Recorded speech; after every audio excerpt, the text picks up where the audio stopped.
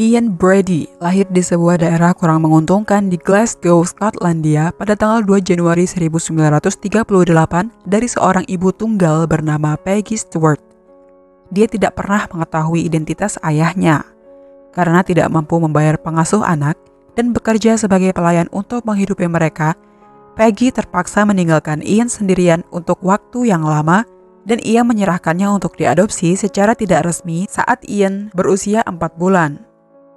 Meski begitu, Peggy tetap mengunjunginya secara teratur hingga Ian berusia 12 tahun, namun ia tidak pernah mengatakan padanya bahwa ia adalah ibunya. Ian adalah anak yang kesepian. Terlepas dari upaya terbaik dari orang tua angkatnya, ia menjadi cenderung mudah marah dan lambat dalam bersosialisasi dengan teman-temannya. Pada usia 16 tahun, dia mengembangkan ketertarikan dengan sejarah Nazi dan tulisan-tulisan Nietzsche, lalu memulai karir dalam tindakan kriminal kecil dan perampokan. Hal itu membuatnya dikembalikan untuk tinggal bersama ibunya, Peggy, dan ayah tirinya, Patrick Brady, untuk menghindari hukuman tahanan. Ian mencoba untuk meningkatkan rasa memiliki dalam keluarga barunya dengan mengambil nama ayah tirinya. Tetapi dia justru menemukan kebahagiaan dalam ketertarikannya yang berkelanjutan pada sejarah Reich ketiga serta tulisan-tulisan Marquis de Sade dan penulis lain yang eksentrik. Tak lama, dia kembali ke dunia kriminal dan berakhir di penjara Strange Ways pada usia 17 tahun. Di sana, dia dipaksa untuk menjadi pribadi yang lebih kuat sambil mempelajari keterampilan pembukuannya yang belum sempurna. Setelah dibebaskan pada bulan November tahun 1957, Ian semakin menyendiri. Ia bekerja di berbagai pekerjaan kasar untuk waktu yang singkat hingga mengambil pekerjaan sebagai petugas administrasi di sebuah perusahaan di Manchester, Inggris. Disinilah ia bertemu dengan Myra Handley saat ia dipekerjakan sebagai sekretaris di tahun 1961. Myra sangat tertarik pada Ian, melihat romantisme dan kecerdasan dalam kesendiriannya, dan ia pun menulis tentang perasaannya yang sangat kuat pada Ian di buku hariannya secara terus-menerus selama lebih dari 1 tahun sebelum akhirnya Ian Brady juga menunjukkan ketertarikan padanya. Ian akhirnya mengajaknya kencan dan dengan cepat mendoktrinnya dengan pandangan politiknya yang ekstrim, mengajaknya menonton film The Nuremberg Trials pada kencan pertama mereka dan mendorongnya untuk membaca karya-karya Adolf Hitler dan de Sade. Karena Ian Brady adalah kekasih pertamanya, Myra dengan cepat berada di bawah kendalinya. Apapun ia lakukan untuknya, seperti berpakaian dan merias dirinya untuk menyenangkan kekasihnya itu, menerima pandangan politiknya yang ekstrim, dan bahkan berpose untuk gambar-gambar tak senonoh. Dengan perlakuan Myra yang sangat tunduk pada Ian, ide-ide Ian menjadi semakin keterlaluan yang berpuncak pada doktrin bahwa tindakan kekerasan adalah kenikmatan tertinggi. Keluarga dan teman-teman Myra menyadari efek kumulatif yang ditimbulkan Ian Brady terhadapnya yang menyebabkan ia semakin cuek dan tertutup. Ian juga menguji kesetiaannya dengan berpura-pura merencanakan perampokan dan merasa puas ketika Myra mengambil semua langkah yang diinstruksikan untuk melaksanakan rencana tersebut tanpa pertanyaan. Ian kemudian menyadari bahwa dia telah menemukan belahan jiwa yang akan membantunya mewujudkan ide-ide gelapnya tentang rasa sakit dan kesenangan menjadi kenyataan. Pada malam tanggal 12 Juli tahun 1963, Pauline Reed yang berusia 16 tahun menjadi korban pertama mereka. Dia diculik oleh Myra ketika sedang dalam perjalanan menuju sebuah pesta dansa lokal. Kemudian dibawa ke tempat Ian menunggu kedatangan mereka. Reed mengalami tindakan kekerasan sebelum akhirnya dikubur.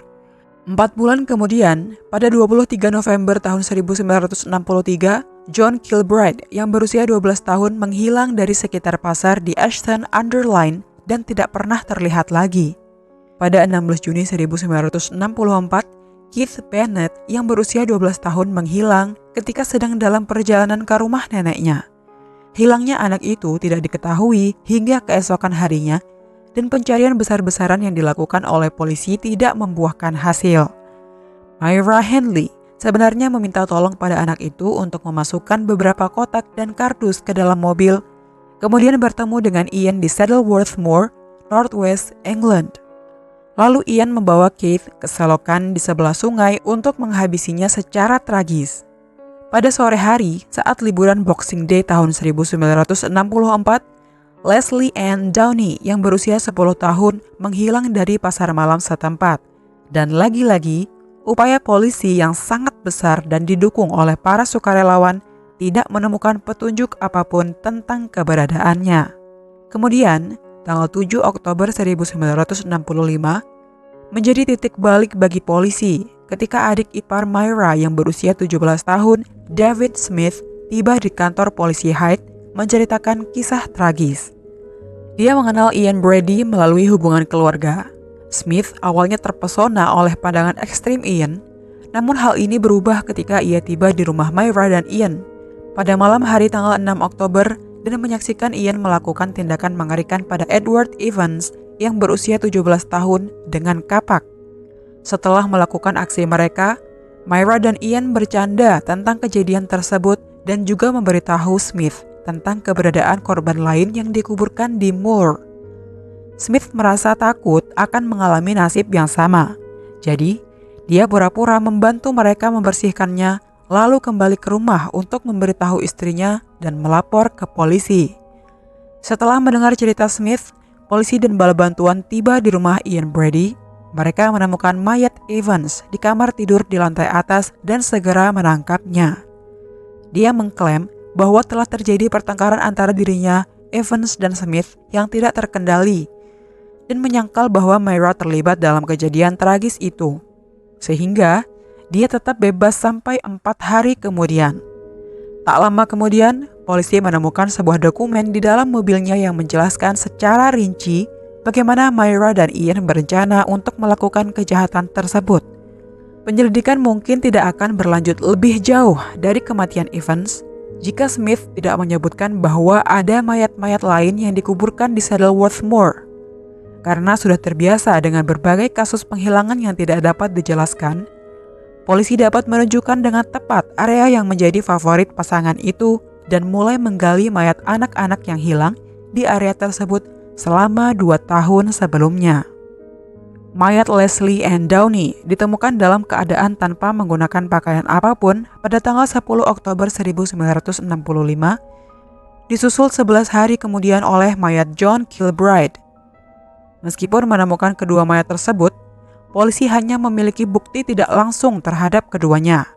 Untungnya, penggeledahan yang lebih menyeluruh di rumah mereka mengarah pada penemuan tiket bagasi yang tertinggal yang kemudian mengarah ke loker di stasiun pusat Manchester. Di sana, polisi menemukan rekaman yang berisi hal-hal yang kurang pantas dan pornografi, termasuk foto-foto Leslie Ann yang diikat dan disumpal di kamar tidur Myra. Sebuah rekaman kaset juga ditemukan, di mana gadis itu terdengar menangis dan memohon untuk hidupnya, serta suara Myra dan Ian. Ibunya, Ann Downey, terpaksa mengidentifikasi suara dalam rekaman itu sebagai suara putrinya. Bahkan, dengan bukti yang menumpuk terhadap mereka, Ian Brady dan Myra Henley membantah telah melakukan kejahatan terhadap Leslie Ann dan kembali mencoba melibatkan David Smith. Mereka menyatakan bahwa Leslie Ann telah meninggalkan rumah mereka tanpa terluka dan Smith pasti telah membunuhnya sepulang dari sana. Bukti yang mengaitkan Ian dan Myra dengan kasus hilangnya John Kilbride tidak begitu kuat, namun terbukti cukup untuk mendakwa mereka atas kasus hilangnya Edward Evans, Leslie Ann Downey, dan John Kilbride. Meskipun pencarian telah dilakukan secara menyeluruh, 2 korban lainnya tidak dapat ditemukan dan tidak ada dakwaan yang diajukan terkait hal tersebut. Myra Henley dan Ian Brady diadili di Chester Assize pada tanggal 27 April 1966, di mana mereka mengaku tidak bersalah atas semua dakwaan. Ketertarikan media sangat besar dan kegagalan pasangan ini untuk menunjukkan penyesalan membuat kemarahan publik semakin besar. Pada tanggal 6 Mei tahun 1966, Ian Brady dinyatakan bersalah atas kasus hilangnya Leslie Ann Downey, John Kilbride, dan Edward Evans, sementara Myra Henley dinyatakan bersalah atas kasus hilangnya Leslie Ann Downey dan Edward Evans. dan juga karena menyembunyikan kekasihnya karena mengetahui bahwa dia terlibat dalam kasus hilangnya John Kilbride. Mereka berdua dipenjara seumur hidup dengan hukuman minimum yang direkomendasikan selama 30 tahun untuk kejahatan yang sekarang dikenal sebagai kasus hilangnya Moore karena lokasi penguburan mayat korban di Saddleworth Moor.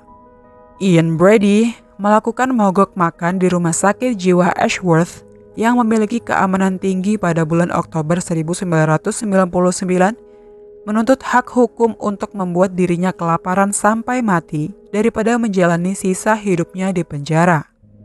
Tuntutan ini ditolak oleh Pengadilan Tinggi pada bulan Maret tahun 2000 yang mendukung hak rumah sakit untuk memberinya makan secara paksa.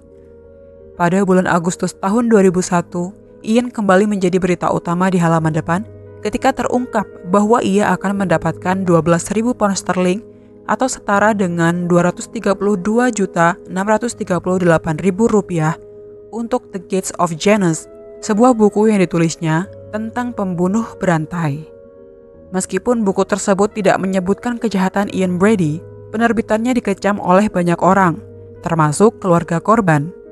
Ian juga tampaknya telah menulis autobiografinya yang dipegang oleh pengacaranya, namun tertunda penerbitannya sampai kematiannya. Pada bulan Februari 2006, Ian mengirimkan surat kepada ibu dari korban, Keith Bennett. Dalam surat tersebut, ia mengeluhkan perawatannya di rumah sakit dengan keamanan tinggi dan mengatakan bahwa ia dibiarkan hidup dengan cara dipaksa makan untuk tujuan politik. Ian juga mengklaim bahwa dia bisa membawa polisi ke dalam jarak 20 meter dari tempat Keith Bennett dimakamkan.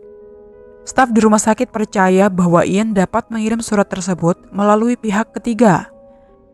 Ian Brady kemudian meninggal dunia pada tanggal 15 Mei tahun 2017 di usia 79 tahun karena gagal jantung yang disebabkan oleh bronchopneumonia dan penyakit paru-paru.